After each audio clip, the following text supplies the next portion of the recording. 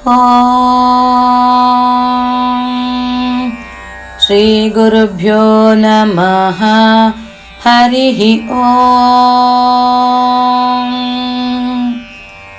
वक्रतुण्डमहाकाय कोटिसूर्यसमप्रभा निर्विघ्नं कुरु मे देव सर्वकार्येषु सर्वदा। वागर्थाविव सम्पृक्तो वागर्थप्रतिपत्तये जगतः पितरौ वन्दे पार्वती परमेश्वरौ। सर्वमङ्गलमाङ्गल्ये शिवे सर्वार्थसाधिके शरण्ये त्र्यम्बके गौरि नारायणि नमोऽस्तुते। अस्य श्री ललिता सहस्रनाम स्तोत्रमाला मन्त्रस्य अस्य श्री ललिता सहस्रनाम स्तोत्रमाला मन्त्रस्य वशिन्यादिवाग्देवता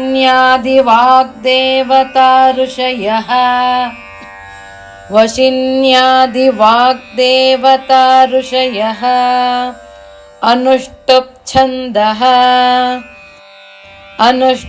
छन्दः श्री ललिता परमेश्वरी देवता।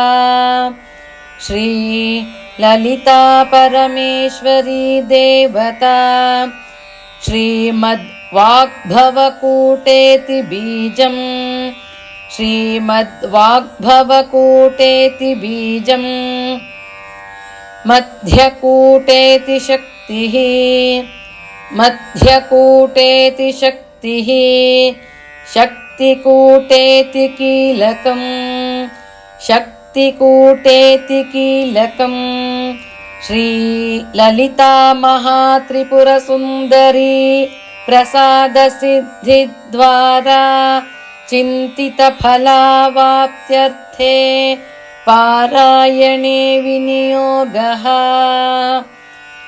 श्री ललिता महात्रिपुरसुन्दरी प्रसादसिद्धिद्वारा चिन्तितफलावाप्त्यर्थे पारायणे विनियोगः।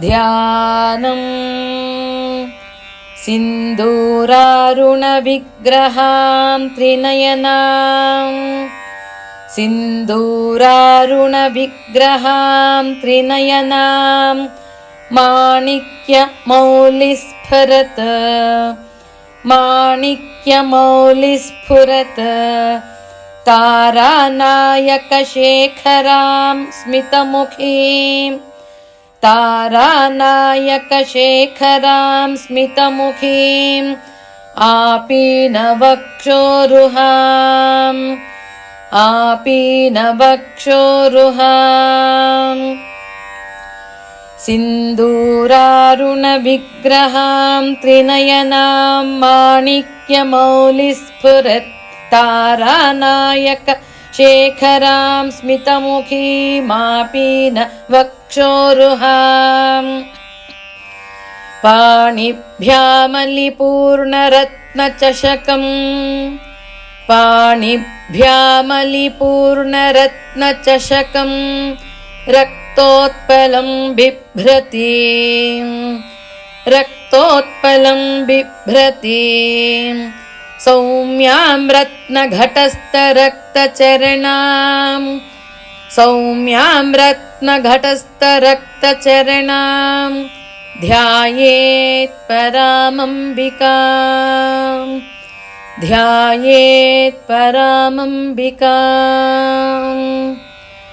पाणिभ्यामलिपूर्णरत्नचषकं रक्तोत्पलं बिभ्रति सौम्यां रत्नघटस्थरक्तचरणां ध्यायेत् परामम्बिकां ध्यायेत् परामम्बिकां। ಹರಿ ಓಂ ಬಂಧುಗಳೇ, ಲಲಿತಾ ಸಹಸ್ರನಾಮ ಸ್ತೋತ್ರ ಕಲಿಕೆಯ ಹಾದಿಯಲ್ಲಿ ಎಲ್ಲರಿಗೂ ಸ್ವಾಗತ. ಈಗ ಇಲ್ಲಿವರೆಗೆ ನಾವು ನ್ಯಾಸ ಮತ್ತು ಧ್ಯಾನದಲ್ಲಿ 2 ಶ್ಲೋಕಗಳನ್ನು ನಾವು ಕಲಿಕೆಯ ಹಾದಿಯಲ್ಲಿ ಅಭ್ಯಾಸ ಮಾಡ್ತಾ ಇದ್ದೀವಿ. ಇದು ಅಲ್ಪ ಸ್ವಲ್ಪ ಕಲಿತವರಿಗೆ, ಅಂದರೆ ಅಲ್ಲಲ್ಲಿ ಕೇಳಿ ಆಗಾಗ ಹೇಳ್ತಾ ಅಭ್ಯಾಸದಲ್ಲಿದ್ದವರಿಗೆ ಏನಾದರೂ ತಿಳಿದೇನೋ ತಪ್ಪುಗಳು ಆಗ್ತಾ ಇದ್ದಲ್ಲಿ ಅದನ್ನು ತಿದ್ದುಕೊಳ್ಳಿಕ್ಕೆ ಒಂದು ಸದಾವಕಾಶ. ಆಗ ಸ್ವಲ್ಪ ಕಮ್ಮಿ ಸಮಯ ಸಾಕಾಗ್ತದೆ. ಅಕಸ್ಮಾತ್ ಹೊಸದಾಗಿ ಕಲಿಯುವಂಥವರು ಇದನ್ನು ಅಲ್ಲಲ್ಲಿ ಪಾಸ್ ಮಾಡಿಕೊಂಡು ರಿಪೀಟ್ ಮಾಡಿಕೊಂಡು ಉಚ್ಚಾರಣೆ ಸರಿಯಾಗಿ ಬಂದಿದೆ ಅಂತ ಖಾತ್ರಿ ಆದಮೇಲೆ ಮುಂದೆ ಹೋಗೋದು ಉತ್ತಮ. ಉದಾಹರಣೆಗೆ, ಸಿಂಧೂರಾರುಣ ವಿಗ್ರಹಾಂ ತ್ರಿನಯನಾಂ ಮಾಣಿಕ್ಯ ಮೌಲಿಸ್ಫುರತ್ತಾರಾನಾಯಕ ಶೇಖರಾಂ ಸ್ಮಿತಮುಖೀ ಮಾಪೀನ ವಕ್ಷೋರುಹಾಂ. ಇದನ್ನು ಬಿಡಿಸಿ ಹೇಳ್ಕೊಟ್ಟಿದ್ದೀನಲ್ವ, ಆ ಲೈನನ್ನು ಗಮನಿಸಿ ಈಗ ನಾನು 2 ಬಾರಿ ಹೇಳಿದ್ದೀನಿ. ಆದಷ್ಟು ಧಾಟಿನ ಅನುಸರಿಸಿದರೆ ನಿಮಗೆ ಒಂದು ಪಿಚ್ಚು ಸಿಗುತ್ತೆ, ತಪ್ಪುಗಳಾಗೋದಿಲ್ಲ. ನಾವು ಧಾಟಿ ಇರೋದ್ರಿಂದ, ನಿಮಗೆ ಪ್ರಾಸ ಇರೋದ್ರಿಂದ ಅದು ಒತ್ತಕ್ಷರಗಳು, ದೀರ್ಘಗಳು, ಮಹಾಪ್ರಾಣಗಳು ಎಲ್ಲನೂ ಕರೆಕ್ಟಾಗಿ ಬರುತ್ತೆ. ಹರಿ ಓಂ. ಮುಂದೆ ನಾವು ಈಗ ಲಲಿತಾ ಸಹಸ್ರನಾಮ ಸ್ತೋತ್ರದ ಕಡೆಗೆ ಹೋಗೋಣ. ಅದರಲ್ಲಿ ನಾನು ಸಾಧ್ಯವಾದಷ್ಟು ಎಲ್ಲೆಲ್ಲಿ ತುಂಬ ಕಷ್ಟ ಇದೆ ಅದನ್ನು 2ಕ್ಕಿಂತ 1 ಬಾರಿ ಜಾಸ್ತಿ ಹೇಳ್ತೀನಿ. ಸಾಧಾರಣ ಕಷ್ಟ ಇಲ್ಲ, ಒತ್ತಕ್ಷರಗಳು ಕಡಿಮೆ ಇರೋ ಜಾಗದಲ್ಲಿ ಈಸಿ ಫ್ಲೋ ಇರೋ ಕಡೆ ಅದನ್ನು 2 ಬಾರಿ ಹೇಳ್ಕೊಂಡು ಹೋಗ್ತೀನಿ. ದಯಮಾಡಿ ಎಲ್ಲರೂ ಗಮನಿಸಿ. ನಿಮಗೆ ಹೇಗೆ ಅದರ ಅನುಭವ ಆಗ್ತಾ ಇದೆ, ಆ ಜರ್ನಿನಲ್ಲಿ ನಿಮಗೆ ಕಷ್ಟ ಆಗ್ತಾ ಇದ್ದರೆ ಅದ್ರ ಬಗ್ಗೆ ಮುಂದಿನ ಒಂದು ಸಂಚಿಕೆಗಳಲ್ಲಿ ನಾವು ಇನ್ನೂ ಹೆಚ್ಚಿನ ಒಂದು ಆ ನಿಟ್ಟಿನಲ್ಲಿ ಬದಲಾವಣೆಗಳನ್ನು ತರಲಿಕ್ಕೆ ಏನಾದರೂ ಸಲಹೆಗಳಿದ್ದರೆ ದಯವಿಟ್ಟು ಕಾಮೆಂಟ್ ಮಾಡಿ ತಿಳಿಸಿ. ನಿಮಗೆ ಇದರ ಅನುಭವದಲ್ಲಿ ಈ ರೀತಿ ಹೇಳ್ಕೊಟ್ಟಿರೋದು ಸಾಕು ಅಂತಾದರೆ ಅದನ್ನು ಕೂಡ ನೀವು ಕಮೆಂಟ್ ಮಾಡಿ ತಿಳಿಸಿ. ಈಗ ಹೋಗೋಣ ಲಲಿತಾ ಸಹಸ್ರನಾಮ ಕಲಿಕೆ ಹಾದಿಯಲ್ಲಿ. ಓಂ ಶ್ರೀಮಾತಾ ಶ್ರೀ ಮಹಾರಾಜ್ಞಿ ಶ್ರೀಮತ್ ಸಿಂಹಾಸನೇಶ್ವರಿ. ಶ್ರೀಮಾತಾ ಶ್ರೀ ಮಹಾರಾಜ್ಞಿ ಶ್ರೀಮತ್ ಸಿಂಹಾಸನೇಶ್ವರಿ. ಚಿದಗ್ನಿಕುಂಡ ಸಂಭೂತ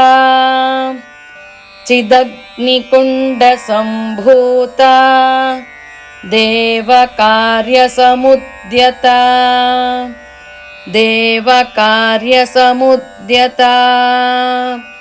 ಶ್ರೀಮಾತಾ ಶ್ರೀ ಮಹಾರಾಜ್ಞಿ ಶ್ರೀಮತ್ ಸಿಂಹಾಸನೇಶ್ವರಿ. ಚಿದಗ್ನಿಕುಂಡ ಸಂಭೂತ ದೇವಕಾರ್ಯ ಸಮುದ್ಯತ. ಉದ್ಯದ್ಭಾನುಸಹಸ್ರಾಭಾ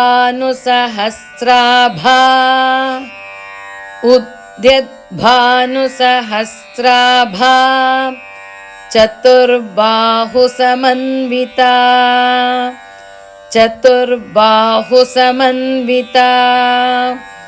ರಾಗ ಸ್ವರೂಪ ಪಾಷಾಢ್ಯ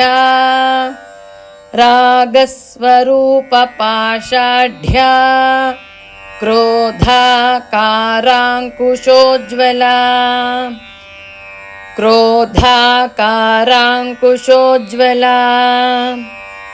ಉದ್ಯದ್ಭಾನುಸಹಸ್ರಾಭಾ ಚತುರ್ಬಾಹು ಸಮನ್ವಿತಾ. ರಾಗಸ್ವರೂಪ ಪಾಷಾಢ್ಯ ಕ್ರೋಧಾಕಾರಾಂಕುಶೋಜ್ವಲ. ಮನೋರೂಪೇಕ್ಷು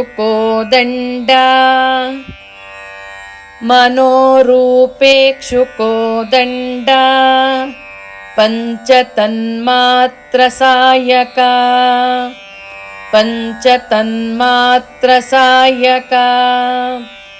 ನಿಜಾರುಣ ಪ್ರಭಾಪೂರ ब्रह्माण्डमण्डलाम् निजारुणप्रभापूरमज्जत् ಬ್ರಹ್ಮಾಂಡಮಂಡಲ. ಇದಿಷ್ಟು ಒಂದೇ ಪಾದ. ಅಂದರೆ ಇಲ್ಲಿ 2-3 ಪದಗಳಿರೋದನ್ನ ಕೂಡಿಸಿ ಒಂದೇ ಪದ ಮಾಡಿರೋದ್ರಿಂದ ಅಲ್ಲಿ ಸೆಪರೇಷನ್ ಇಲ್ಲದೆ ಇರೋದ್ರಿಂದ ನಾನು ಎರಡನ್ನೂ ಒಟ್ಟಿಗೆ ಹೇಳಿದ್ದೀನಿ. ನಿಮಗೆ ಅದನ್ನು ತುಂಡರಿಸ್ಬೇಕಾದ್ರೆ ನಿಜಾರುಣ ಪ್ರಭಾಪೂರ, ಅಲ್ಲಿ ಯಾಕೆ ತುಂಡರಿಸ್ಲಿಲ್ಲ ಅಂದರೆ ಪ್ರಭಾಪೂರ ಆ ರೀತಿ ನಿಲ್ಲಿಸ್ಕೊಂಡ್ಬಿಡ್ತಾರೆ. ಪೂರಾಗಿ ದೀರ್ಘ ಇಲ್ದಿರುವಾಗ ನಾವು ದೀರ್ಘ ಕೊಟ್ಟರೆ ಅರ್ಥಗಳು ತಪ್ಪಾಗ್ತದೆ. ಹಾಗಾಗಿ ಅದನ್ನು ನಿಜಾರುಣ ಪ್ರಭಾಪೂರ ಮಜ್ಜದ್ ಬ್ರಹ್ಮಾಂಡ ಮಂಡಲ ಈ ರೀತಿಯಾಗಿ ಒಟ್ಟಿಗೆ ಹೇಳ್ಕೊಟ್ಟಿರೋದು. ನೀವು ಅದನ್ನು ಪಾಸ್ ಮಾಡಿಕೊಂಡು ಅದನ್ನು ಅಷ್ಟಷ್ಟಕ್ಕೆ ಹೇಗೆ ದೀರ್ಘಗಳಿದ್ದರೆ ಮಾತ್ರ ದೀರ್ಘ ತಗೊಳ್ಬೇಕು. ದಯಮಾಡಿಸಿ ದೀರ್ಘಗಳು ಇಲ್ದಿರೋ ಕಡೆಗೆ ನಾವು ಬೇಕಾಬಿಟ್ಟಿಯಾಗಿ ದೀರ್ಘಗಳನ್ನು ಕೊಡೋದು ತಪ್ಪಾಗ್ತದೆ. ಈಗ ಒಟ್ಟಿಗೆ ಹೇಳ್ತೀನಿ, ಗಮನಿಸ್ಕೊಳ್ಳಿ. ತುಂಬ ಕಲಿಯುವ ಹಂತದಲ್ಲಿ ನಾವು ಹೆಚ್ಚಿನ ಎಚ್ಚರಿಕೆಯನ್ನು ವಹಿಸಿ ಕಲಿಯೋಣ. ಮನೋರೂಪೇಕ್ಷುಕೋ ದಂಡ ಪಂಚತನ್ಮಾತ್ರ ಸಾಯಕ ನಿಜಾರುಣ ಪ್ರಭಾಪೂರ ಮಜ್ಜದ್ ಬ್ರಹ್ಮಾಂಡ ಮಂಡಲ ಚಂಪಕಾಶೋಕ ಪುನ್ನಾಗ ಸೌಗಂಧಿಕಲ ಸತ್ಕಚ ಚಂಪಕಾಶೋಕ ಪುನ್ನಾಗ ಸೌಗಂಧಿಕಲ ಸತ್ಕಚ ಕುರುವಿಂದ ಮಣಿಶ್ರೇಣಿ ಕನತ್ಕೋಟೀರಮಂಡಿತ ಕುರುವಿಂದ ಮಣಿಶ್ರೇಣಿ ಕನತ್ಕೋಟೀರಮಂಡಿತ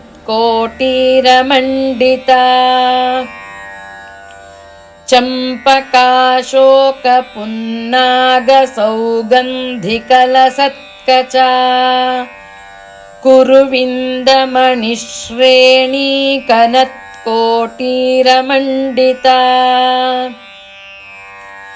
ಅಷ್ಟಮೀ ಚಂದ್ರ ವಿಭ್ರಾಜದಲಿಕಸ್ಥಲ ಶೋಭಿತ ಅಷ್ಟಮೀ ಚಂದ್ರ ವಿಭ್ರಾಜದಲಿಕಸ್ಥಲ ಶೋಭಿತ ಮುಖಚಂದ್ರ ಕಲಂಕಾಭಮೃಗನಾಭಿವಿಶೇಷಕ ಮುಖಚಂದ್ರ ಕಲಂಕಾಭಮೃಗನಾಭಿವಿಶೇಷಕ ಅಷ್ಟಮೀ ಚಂದ್ರ ವಿಭ್ರಾಜದಲಿಕಸ್ಥಲ ಶೋಭಿತ ಮುಖಚಂದ್ರ ಕಲಂಕಾಭಮೃಗನಾಭಿವಿಶೇಷಕ ವದನಸ್ಮರ ಮಾಂಗಲ್ಯ ಗೃಹತೋರಣ ಚಿಲ್ಲಿಕಾ ವದನಸ್ಮರ ಮಾಂಗಲ್ಯ ಗೃಹತೋರಣ ಚಿಲ್ಲಿಕಾ ವಕ್ತ್ರ ಲಕ್ಷ್ಮೀ ಪರಿವಾಹ ಚಲನ್ಮೀ ನಾಭಲೋಚನ ವಕ್ತ್ರಲಕ್ಷ್ಮೀ ಪರಿವಾಹ ಚಲನ್ಮೀ ನಾಭಲೋಚನ ವದನಸ್ಮರ ಮಾಂಗಲ್ಯ ಗೃಹತೋರಣ ಚಿಲ್ಲಿಕಾ ವಕ್ತ್ರಲಕ್ಷ್ಮೀ ಪರಿವಾಹ ಚಲನ್ಮೀ ನಾಭಲೋಚನ ನವಚಂಪಕ ಪುಷ್ಪಾಭನಾಸಾ ದಂಡ ವಿರಾಜಿತ ನವಚಂಪಕ ಪುಷ್ಪಾಭನಾಸಾ ದಂಡ ವಿರಾಜಿತ ತಾರಾಕಾಂತಿ ತಿರಸ್ಕಾರಿನಾಸಾಭರಣ ಭಾಸುರ ತಾರಾಕಾಂತಿ ತಿರಸ್ಕಾರಿನಾಸಾಭರಣ ಭಾಸುರ ನವಚಂಪಕ ಪುಷ್ಪಾಭನಾಸಾ ದಂಡ ವಿರಾಜಿತ ತಾರಾಕಾಂತಿ ತಿರಸ್ಕಾರಿನಾಸಾಭರಣ ಭಾಸುರ ಕದಂಬ ಮಂಜರೀಕೃಪ್ತ, ಗಮನಿಸ್ಕೊಳ್ಳಿ, ಕದಂಬ ಮಂಜರೀಕ್ ಋ ಕ್ ಋ, ಕದಂಬ ಮಂಜರೀಕ್ ಹೇಳ್ಕೊಂಡು ಋ ಹೇಳಬೇಕು.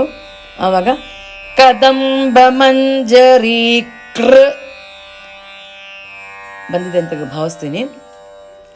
ಕದಂಬ ಮಂಜರೀಕ್ ಹೇಳ್ಕೊಂಡ್ಬಿಡೋದು. ಆಮೇಲೆ ಋ ಅದನ್ನು ಅಭ್ಯಾಸ ಮಾಡ್ಕೊಳ್ಳಿ ಫಸ್ಟ್ ಸೆಪ್ರೇಟಾಗಿ ಅಭ್ಯಾಸ ಮಾಡ್ಕೊಂಡ ನಂತರ ಕದಂಬ ಮಂಜರೀಕೃಪ್ತ ಕೃಪ್ತ ಬರಬೇಕು. ಕದಂಬ ಮಂಜರೀಕೃಪ್ತ ಕರ್ಣಪೂರ ಮನೋಹರ, ಕದಂಬ ಮಂಜರೀಕೃಪ್ತ ಕರ್ಣಪೂರ ಮನೋಹರ, ತಾಟಂಕಯುಗಲೀಭೂತ ತಪನೋಡುಪಮಂಡಲ, ತಾಟಂಕಯುಗಲೀಭೂತ ತಪನೋಡುಪಮಂಡಲ, ಕದಂಬ ಮಂಜರೀಕೃಪ್ತ ಕರ್ಣಪೂರ ಮನೋಹರ, ತಾಟಂಕಯುಗಲೀಭೂತ ತಪನೋಡುಪಮಂಡಲ, ಪದ್ಮರಾಗಶಿಲಾದರ್ಶ ಪರಿಭಾವಿಕಪೋಲಭೂಃ, ಪದ್ಮರಾಗಶಿಲಾದರ್ಶ ಪರಿಭಾವಿಕಪೋಲಭೂಃ, ನವವಿದ್ರುಮಬಿಂಬಶ್ರೀನ್ಯಕ್ಕಾರಿರದನಚ್ಛದಾ, ನವವಿದ್ರುಮಬಿಂಬಶ್ರೀನ್ಯಕ್ಕಾರಿರದನಚ್ಛದಾ, ಪದ್ಮರಾಗಶಿಲಾದರ್ಶ ಪರಿಭಾವಿಕಪೋಲಭೂಃ, ನವವಿದ್ರುಮಬಿಂಬಶ್ರೀನ್ಯಕ್ಕಾರಿರದನಚ್ಛದಾ. ಇಲ್ಲಿ ಗಮನಿಸ್ಕೊಳ್ಬೇಕಾಗಿರೋ ವಿಚಾರ ಹೇಳ್ತೀನಿ. ಇಲ್ಲೆಲ್ಲೂ ಗ್ಯಾಪ್ ಇಲ್ಲ. ಒಂದೇದು ಪದ್ಮರಾಗಶಿಲಾದರ್ಶ ಪರಿಭಾವಿ ಮಹಾಪ್ರಾಣ, ಕಪೋಲ ಭೂಹು ಅಲ್ಲೂ ಮಹಾಪ್ರಾಣ, ನವವಿದ್ರುಮ ಬಿಂಬಶ್ರೀ, ಇಲ್ಲಿ ಬಿಂಬಶ್ರೀ ಹೇಳ್ಬೇಕಾದ್ರೆ ಬಿಂಬಶ್ ಶ್ರೀ ಹೇಳಿದ್ರೆ ಹೆಂಗೆ ಕೇಳಿಸುತ್ತೆ ಒಟ್ಟಿಗೆ, ಬಿಂಬಶ್ ಅಂತ ಅನ್ನೋ ಕಡದಲ್ಲಿ ಒಂದು ಶಕಾರ, ಮತ್ತೆ ಪುನಃ ಬಿಡುವಾಗ ಶಕಾರ, ಎರಡು ಒಟ್ಟಿಗೆ ಶಾಗೆ ಶಾವತ್ತು ಬಂದರೆ ಹೇಗೆ ಬರುತ್ತೆ ಹಾಗೆ ಬರಬೇಕು. ನವವಿದ್ರುಮ ಬಿಂಬಶ್ರೀ ನ್ಯಕ್ಕಾರಿ ರದನಚ್, ರದನಚ್ ಅಂತ ಹೇಳ್ಬೇಕಾದ್ರೆ ಅಲ್ಲಿ ಮಹಾಪ್ರಾಣ ಇಲ್ಲ, ಚಕಾರನ ಫಸ್ಟು ಲ್ಯಾಂಡ್ ಮಾಡಬೇಕಾದ್ರೆ ಇಲ್ಲ, ಟೇಕ್ ಆಫ್ ಬಿಡ್ಬೇಕಾದ್ರೆ ಛದ ಅಂತ ಹೇಳ್ತೀವಲ್ವ ಆಗ ಮಹಾಪ್ರಾಣ ಉಂಟು. ನವವಿದ್ರುಮ ಬಿಂಬ ಶ್ರೀನ್ಯಕ್ಕಾರಿ ರದನಚ್ಛದ. ಹರಿ ಓಂ ಬಂಧುಗಳೇ, ಇಲ್ಲಿಗೆ ಇವತ್ತಿನ ತರಗತಿ ಮುಕ್ತಾಯ ಆಗುತ್ತೆ. ನೆಕ್ಸ್ಟು 10 ಶ್ಲೋಕನ ಟೈಮ್ ನೋಡಿಕೊಂಡು ಒಂದೊಂದು ಎಪಿಸೋಡ್ ಮಾಡೋಣ. ಈಗ 10ನೇ ಶ್ಲೋಕದ ಒಂದು ಸಾಲನ್ನು ಹೇಳಿ ನಿಲ್ಲಿಸುವಂಥ ಕ್ರಮದಲ್ಲಿ ಶುದ್ಧ ವಿದ್ಯಾಂಕುರಾಕಾರ ದ್ವಿಜ ಪಂಕ್ತಿ ದ್ವಯೋಜ್ವಲ ಅಂದರೆ ಒಂದು ಮುಂದೆ ನಾವು ಕಲಿಯುವ ಒಂದು ಇಲ್ಲಿಗೆ ನಿಲ್ಲಬಾರ್ದು, ಮುಂದಿನ ಸಾಲನ್ನು ಮುಂದೆ ಕಲಿತೀವಿ ಅನ್ನೋ ಒಂದು ಅರ್ಥದಲ್ಲಿ ಒಂದು ಸಾಲನ್ನು ಹೇಳಿ ನಿಲ್ಲಿಸಿದ್ದೀವಿ. ಹರಿ ಓಂ. ಶ್ರೀಕೃಷ್ಣ ಅರ್ಪಣಮಸ್ತು. ಶ್ರೀ ಜಗದಂಬಾರ್ಪಣಮಸ್ತು. ಹರಿ ಓಂ.